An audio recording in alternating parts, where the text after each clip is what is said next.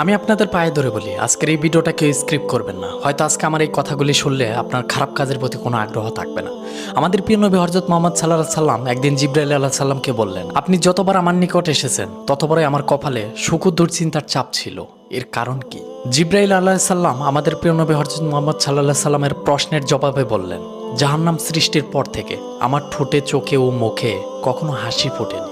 জাহান্নাম কেমন হবে? জাহান্নামের গভীরতা এমন হবে যে এর মুখ থেকে একটি পাথর ফেলে দিলে জাহান্নামের তলদেশে পৌঁছাতে ৭০ বছর সময় লাগবে। বিচারের দিন জাহান্নামকে ৭০,০০০ শিকল দ্বারা টেনে আনা হবে, যার প্রত্যেক শিকল ৭০,০০০ ফেরেশতা বহন করবে। জাহান্নামে চাঁদ এবং সূর্যকে নিক্ষেপ করা হবে, আর তা জাহান্নামের অবনীলায় হারিয়ে যাবে। আর জাহান্নামবাসীদের শরীরের চামড়া ১২৬ ফুট পুরু করে দেওয়া হবে, যাতে আযাব অত্যন্ত ভয়াবহ কঠিন হয়। তাদের শরীরে থাকবে আরো তিল, যাদের এক একটি উহুদ